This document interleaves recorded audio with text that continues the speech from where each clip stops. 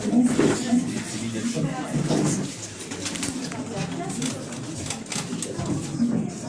afternoon, Mr. Sudi. Good afternoon, Your Honor. Nakula lunch? Nakula lunch. Niko sawa. Sawa. I have a ruling here which, because I know there is immense public interest in this matter, so it's important for the public to know the reasoning of the court. But I'm going to skip the quotations. I will just read the parts that pertain to the reasoning of the court. Is that okay? That's okay. Okay. So I'll begin now. Sudi Oscar Kipchumba, the applicant hereafter, is a Kenyan citizen. He presented himself to the police on the 13th of September 2020 after learning that the police were looking for him and after the police had camped outside his house the previous few hours.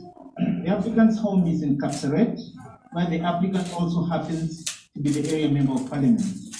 Upon his surrender at Langas police station in Western Gishu County, the applicant was brought to Nakuru Central Police Station. The following day, he was presented before the Chief Magistrate, the learned J.B. Carlo, in a miscellaneous application. The Republic, through the NCIC, sought leave of the court to detain the applicant for 14 days, give it an opportunity to conclude investigations and bring charges against him. In its application in the lower court, the Republic stated that it is doing investigations with a view to bringing 5 charges against the applicant as follows: hate speech, assault of a police officer, offensive conduct, unlawful possession of firearms and ammunition, and resisting arrest contrary to Section 103 of the National Police Service Act. The learned magistrate had both parties and reserved a ruling for the 16th of September 2020. In his considered ruling, the learned magistrate held that the Republic had made out a case for the continued detention of the applicant for a further period of 7 days. Applicant believes that the decision by the learned magistrate is patently erroneous and amenable to revision or review by this court pursuant to the provisions of Article 165 of the Constitution, Sections 123, 362, and 364 of the Criminal Procedure Code. He has therefore filed the instant application dated 17th of September 2020, basically seeking orders of reversal of the lower court ruling. The matter was placed before me under certificate of urgency yesterday, that is the 17th of September. Owing to the nature of the subject matter and its urgency, I directed the applicant's lawyers to serve the DPP and return today for the parties' hearing. In doing so, I considered it critical to hear from the state before making any substantive or consequential decision on the matter. As directed, the parties appeared before me today for oral conversing of the application. I've carefully considered the oral representations of the parties' advocates, the constitutional and statutory authorities cited, as well as the decisional law quoted. I have also considered the scheduled submissions filed by the applicant's lawyers.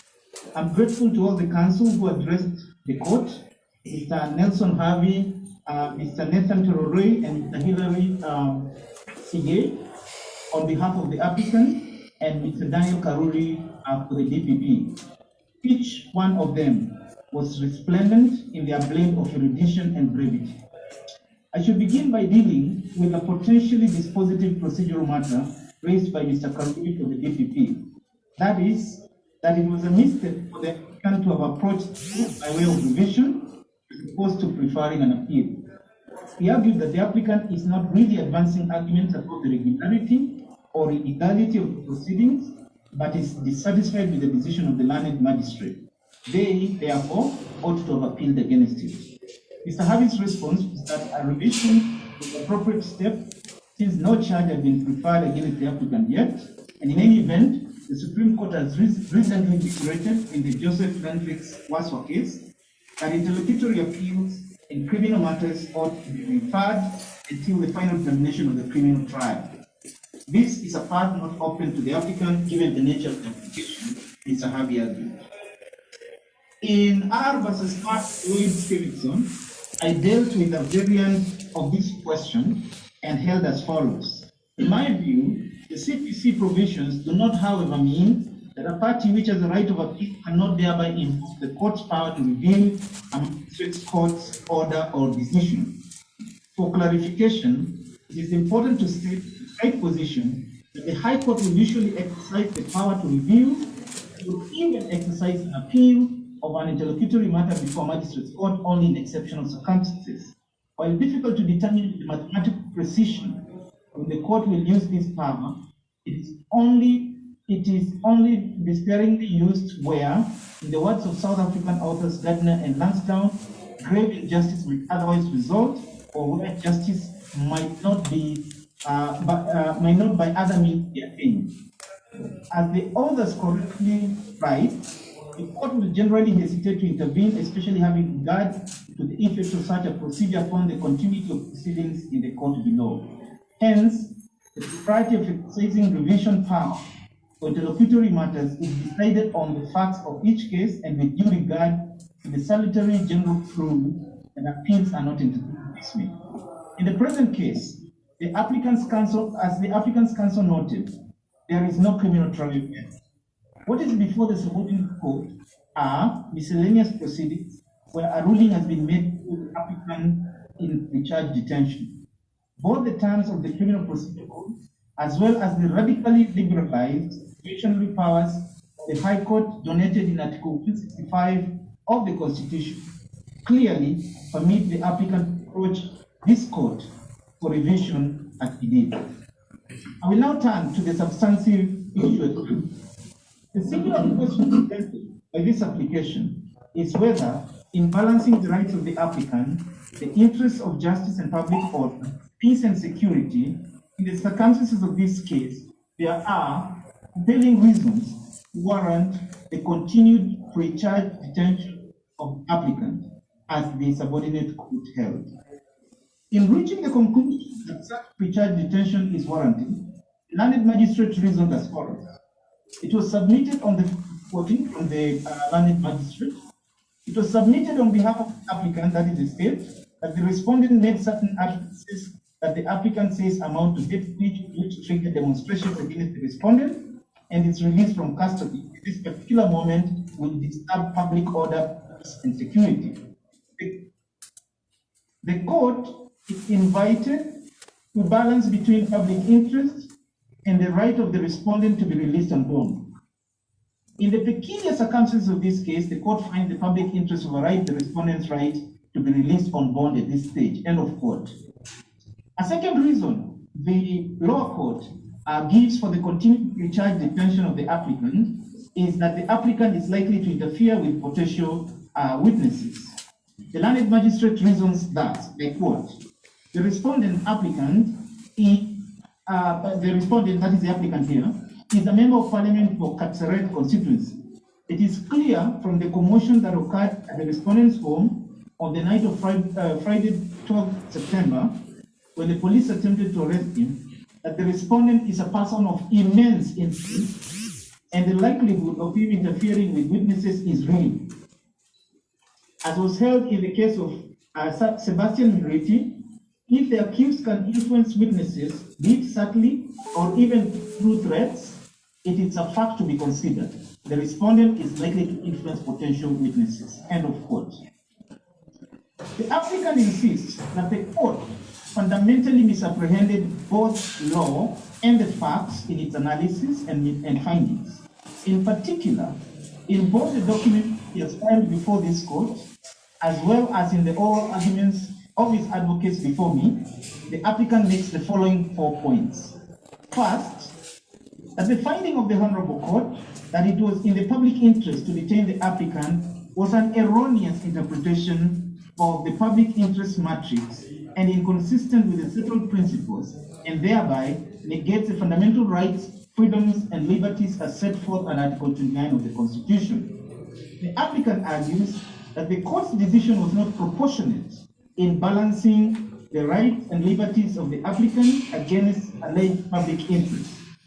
The applicant argues that our jurisprudence has now established that when individual liberties come into conflict with national security, it is the latter which must give way, not the other way around. Second, the applicant argues that the court breached the fair trial rights of the applicant by stating merely on the basis of the state affidavit that the applicant's utterances amount to hate speech. Third, the applicant argues that it was an error for the court to have held that the applicant can be held in detention, notwithstanding that there was no holding charge preferred against him. The applicant argues that the police have no authority in law to arrest and detain any person without sufficient grounds and without informing of the reasons of his arrest, as required under Article 49(1)(a) of the Constitution. Fourth, the applicant argues that it was an error for the court to conclude that the applicant would interfere with unknown and undisclosed witnesses merely by the fact that the applicant is a member of parliament for Red constituency and therefore influential. The applicant argues, placing reliance on William Kipchirchir case as well as the Dwight Sagare case, that for the prosecution to succeed in persuading the court of this criteria of interference, it must place material before the court which demonstrates actual or perceived interference, and that just suspicions and fears covered by the prosecution are not enough. The state, on the other hand, supported the learned magistrate's findings and conclusions, insisting that it had persuaded the court on the basis of the materials it placed before it that it was in the interest of public security and order that the state is allowed to complete investigations before Mr. Sudi is released. Mr. Karuri argued that the state complied with Article 49(1)(g) and (h) of the Constitution because the state informed the applicant the reasons of his complete detention, which was that his immense influence in Kapseret would undermine efforts to record statements from potential witnesses. Mr. Karuri argued that the state was still conducting investigations and that it was incumbent upon the court to protect the integrity of the criminal justice system by ordering the continued detention of the applicant until the investigations are complete, since there is credible fear that he will undermine those investigations. Mr. Karuri submitted that the interests of justice demand the protection of the investigation process against probable hindrance by would-be accused persons. On the question why the state has not preferred a holding charge, Mr. Karuri argued that such a position would be untenable because such a charge would not be accurate in its particulars, hence undermining the foundational principle of certainty of charges as provided in Article 124 of the Criminal Procedure Code. Mr. Karuri, however, submitted that should the court be persuaded to grant bail, then it should bind the applicant, as he has already pledged in his affidavit, supporting affidavit, to keep the peace and not to make comments which might incite the public. It is probably rhetorically symmetrical, linguistically aesthetic, as well as structurally sound, for reasons which will emerge shortly. To begin with the applicant's most strident argument. That argument is that the judicial imprimatur given to the action of the police and the NCIC to hold the applicant in continued detention in the absence of a formal charge or holding charge is per se unconstitutional. The argument is that holding an arrested person beyond the 24-hour period prescribed in Article 49(1)(f) of the Constitution without charging them with an offense not to law is categorically violative of the Constitution. My senior brother Kimaru J, in Michael Rotich v. Republic case, was of the opinion that a correct reading of Articles 29 and 49 of the Constitution yields the result proposed by the applicant. I've quoted at length what Justice Kimaru says in the Rotich case. Article 49(1)(f) of the Constitution provides as follows. An arrested person has the right to be brought before a court as soon as reasonably possible, but no later than 1, 24 hours after being arrested, and then G, at the first court appearance, to be charged or informed of the reason for the detention continuing or to be released, and H, to be released on bond or bail on reasonable conditions pending a charge or trial unless there are compelling reasons not to be released. The court, in the Michael Rotich case I just cited, while decrying the ubiquitous use of pre-charge detention, ruled that the constitutional meaning of to be informed of the reason for the detention continuing, which is the constitutional word used, can only be met with the presentation of a holding charge at the very minimum. There are good reasons for this purposeful reading of the Constitution. Why should the police arrest a citizen if they do not even have a provisional view of the offense the citizen has committed? It would seem repugnant to the ethos of the constitutional justification of the exercise of power and authority in which our Constitution is steeped in, to encourage such practice, even if not categorically and constitutionally textually. In many cases, such police action would be, in context and effect, unconstitutional. This would be the case where the police conduct, for example, reveals a pattern or desire to overreach or to deploy the criminal justice system in a manner which unnecessarily diminishes rather than aggrandizes personal liberty or autonomy of the arrested individual.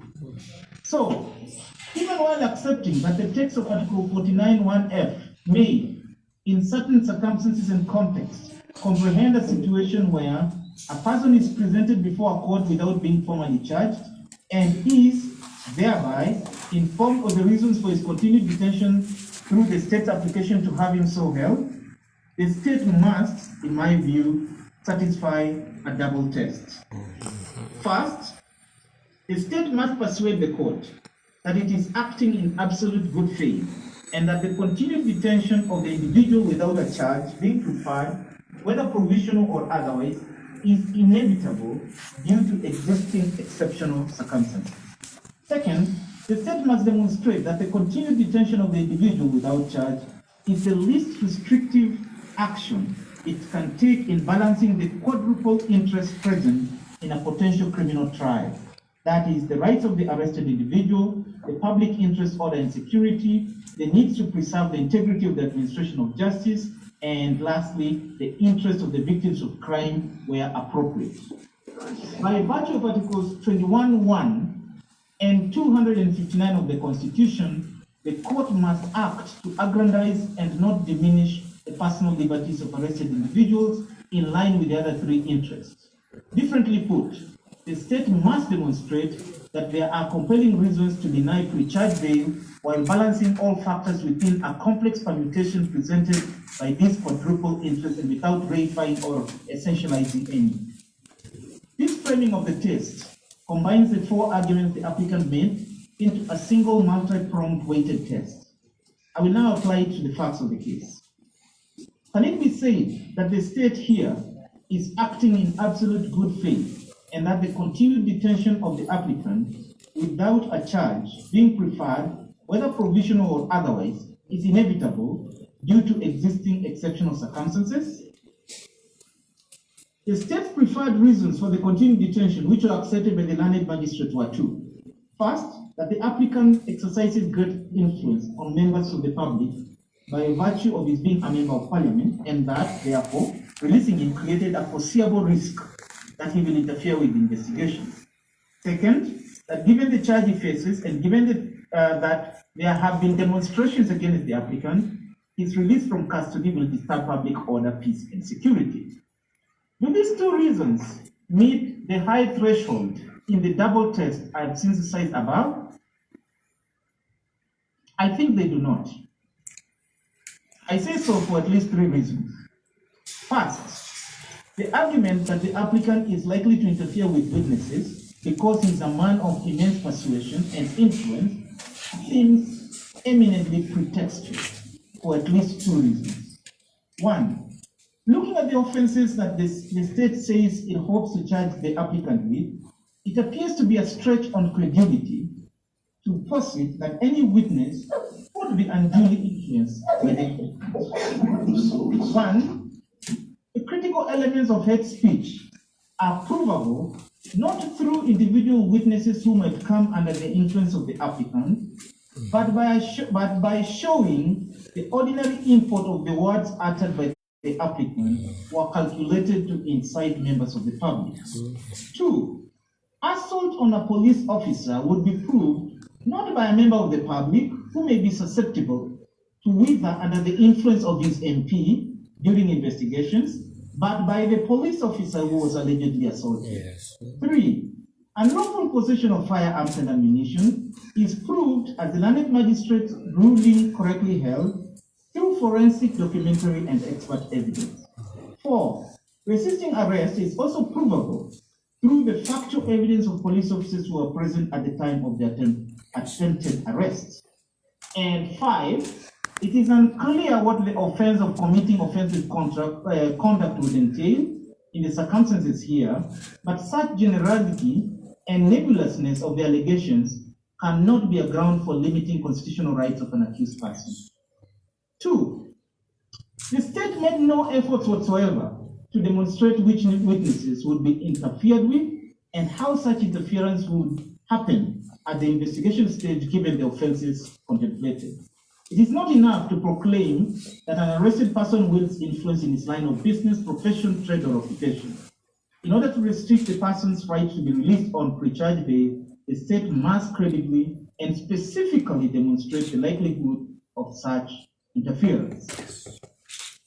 Second, the argument that the interests of public order, peace, and security necessitate the pre-charge detention of the applicant because his speech has led to quote-unquote demonstrations against him does not meet, in my view, the high threshold of compelling test required by our Constitution. The reason given appears illogical when set against the granted remedy. The applicant without charging him for 7 days, then releasing him. There is no indication how holding the applicant for precisely 7 more days will dissipate the public order, peace, and security risk his alleged utterance caused. I have noted that there is no allegation that the applicant has threatened to make like utterances if they are indeed capable of inciting the public. In any event, the applicant has demonstrated a willingness to abide by the condition not to make any comment akin to the ones the state finds insalubrious and capable of inciting the public. What then is the logic of his continued detention? In short, the radical remedy prayed for and granted to the state, which is to hold the applicant without charge for 7 more days, is not rationally related to the alleged risk. Yes. There is a second reason to worry about the contextual and simplistic pitting of public order, peace, and security on the one hand, against the personal liberty, interest, and autonomy of the applicant on the other. It is that the logic espoused by this simplistic pitting is a dangerous anti-liberty ethos, which was rejected by the Constitution of Kenya 2010. Yes. I clearly expressed this reasoning in Joseph Thiongo in 17 Others versus Republic, and it is sufficient to reproduce here at length the relevant paragraphs. And I quote from that case. The defense would be correct to argue, this was a similar case that was in Kiambu, and this is what I said in that case.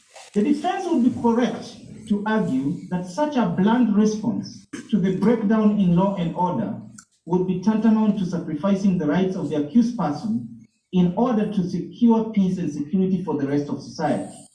Needless to say, our Constitution no longer countenances such an approach.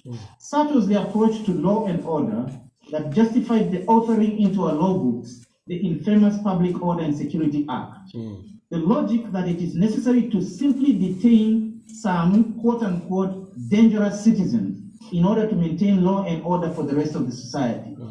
That logic has been substituted in our constitution with the opposite logic, that every accused person is presumed innocent and is entitled to bail and not to remain in remand unless compelling reasons are shown.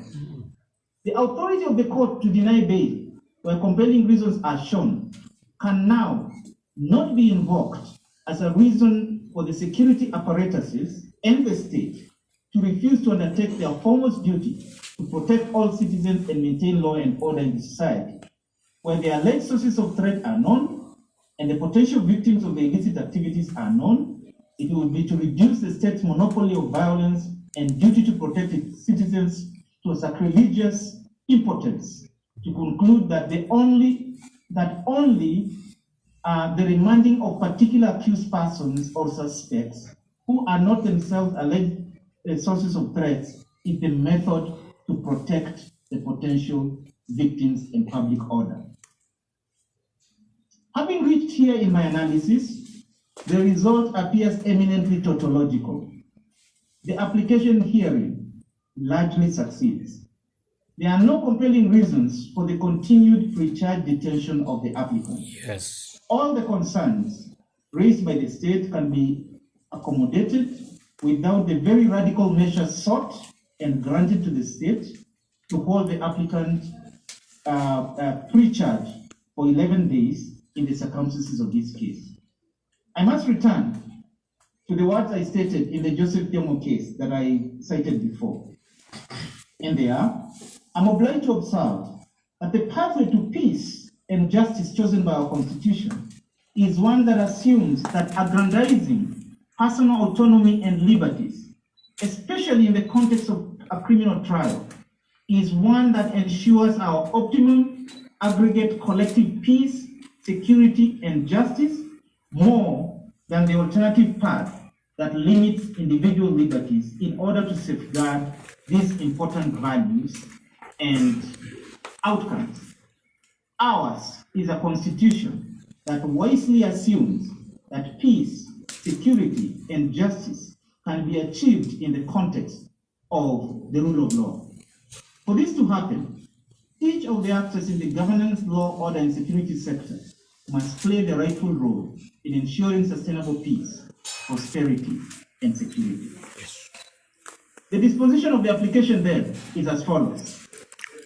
A, the applicant, Sudi Oscar Kipchumba, shall be admitted to bail in the sum of Kenyan shillings 500,000 with respect to all the charges the state contemplates to bring against him as covered by the state's application before the lower court. Alternatively, the applicant shall be released on his own personal recognizance of Kenyan shillings 1 million and one surety of similar sum.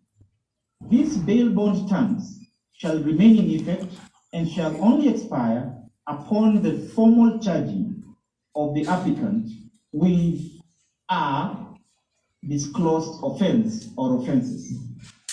Upon such eventuality, the trial court shall be at liberty to set its own bail bond terms.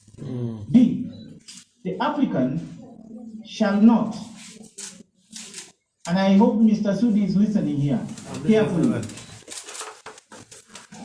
I'm so careful, Your Honor. Mr. Sudi, are you listening here carefully? I'm listening very carefully. This is to you, not to your attorneys, okay? So, the applicant shall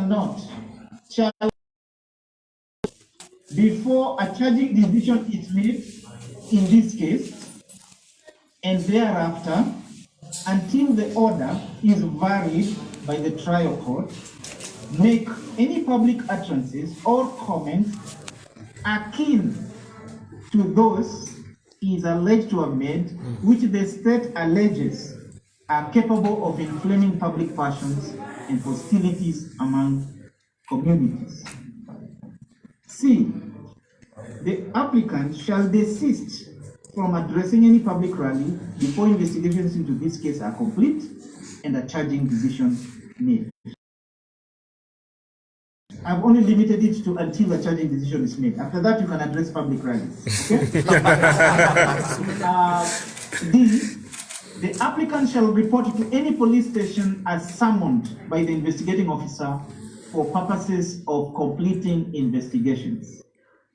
E, the state shall be at liberty to charge the applicant with any disclosed offenses once investigations are complete and charging decisions made.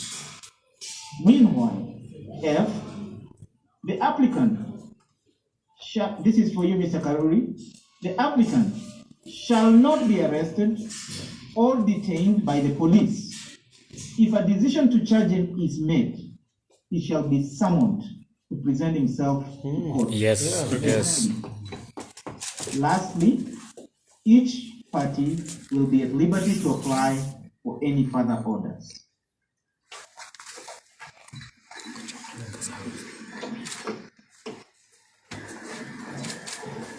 I think you're still muted, Mr. President. So, my Lord, on behalf of the applicant, we thank you most sincerely Yes. for giving us an opportunity to develop the law and to assert the authority of the sovereign of the people of Kenya. We are forever grateful. Be blessed and have a good weekend. We will take Mr. Suni all the way to Kapsaret in confinement so that he doesn't speak about the truth.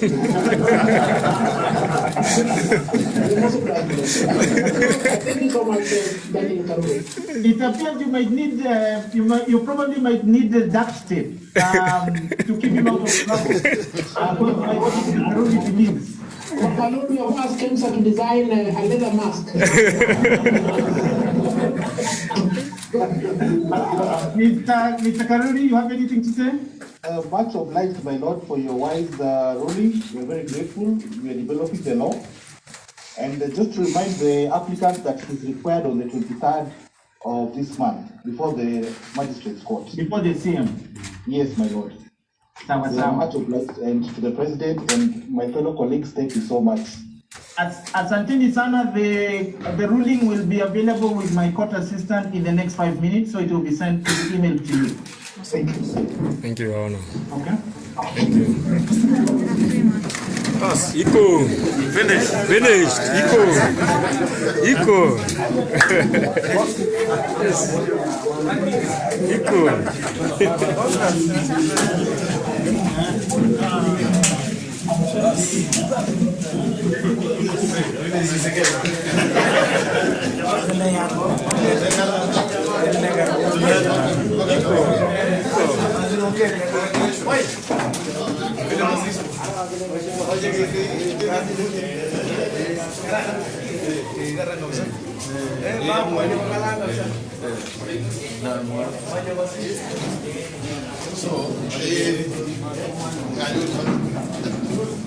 Kita garita que te llegue.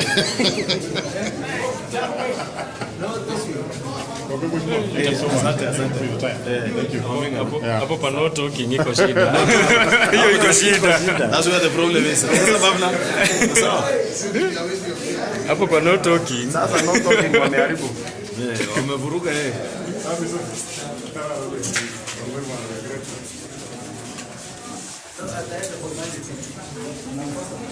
Madame, fungua mlango.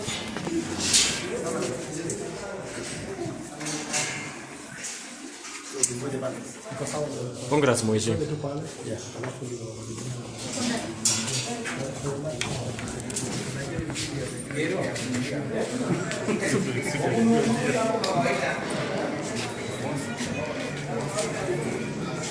Kalia.